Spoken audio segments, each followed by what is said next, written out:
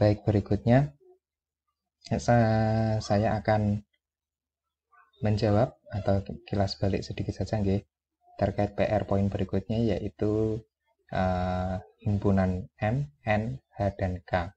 Nah, ini saya memang sengaja untuk diberikan PR terlebih dahulu agar hari ini lebih mudah memahami video ini. Nah, jadi tadi sudah dikatakan bahwa Z12 dengan operasi penjumlahan dan perkalian modulo 12 itu merupakan ring. Gitu nggih.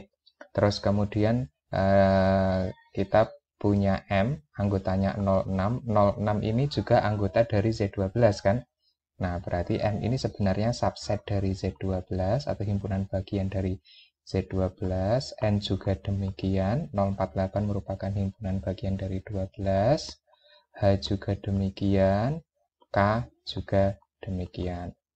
Nah, sebagai catatan tambahan lagi bahwa M dengan operasi penjumlahan modulo 12 dan perkalian modulo 12 itu merupakan ring. Kemudian N dengan operasi penjumlahan modulo 12 dan perkalian modulo 12 itu merupakan ring. Kemudian H dengan operasi penjumlahan modulo 12 dan perkalian modulo 12 merupakan ring. Yang terakhir, K dengan operasi penjumlahan modulo 12 dan perkalian modulo 12 itu merupakan ring. Atau mungkin 12-nya ditaruh di sini aja ya.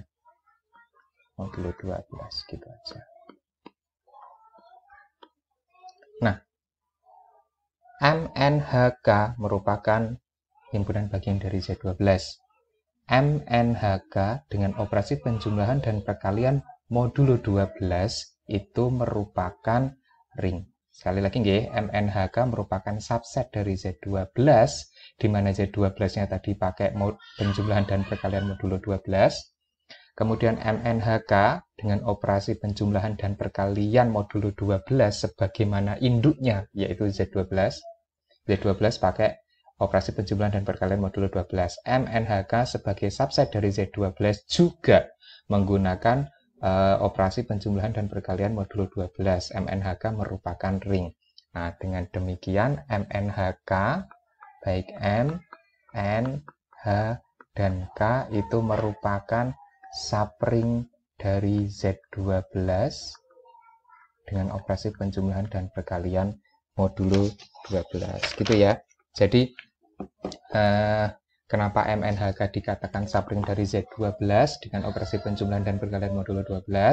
Karena MNHK ini subset dari Z12 atau himpunan bagian dari Z12 sekaligus MNHK dengan operasi yang sama dengan induknya yaitu Z12. MNHK dengan operasi penjumlahan dan perkalian modulo 12 itu merupakan ring. Jadi MNHK merupakan subring dari Z12 dengan operasi penjumlahan dan perkalian modulo 12. Nah, dengan demikian kita sudah masuk sampai dengan bab subring. Nah, dari contoh itu tadi kita dapat mendefinisikan. Nah, misalnya kita punya nih. Misalnya kita punya R dengan operasi penjumlahan dan perkalian itu merupakan ring. Kemudian misalnya apabila kita punya S itu himpunan yang tidak kosong, kemudian S itu himpunan bagian dari R-nya, ini ya R-nya tadi. Terus kemudian S-nya itu pakai operasi penjumlahan dan perkalian yang sama dengan di sini. Nah, jadi artinya kalau misalnya di contoh lain, misalnya ya di soal lain itu misalnya di sini operasinya katakanlah star, di sini operasi bundaran, maka di sini juga mengikuti star, di sini bundaran, gitu. Gitu nggih. Jadi operasinya sama dengan yang induknya.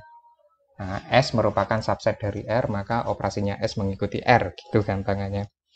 Nah, misal R dengan operasi penjumlahan dan perkalian merupakan ring, S-nya tidak himpunan kosong, gitu ya. Terus kemudian S anggota dari R, dan S dengan operasi penjumlahan dan perkalian yang sama dengan operasi pada R, itu dia ring.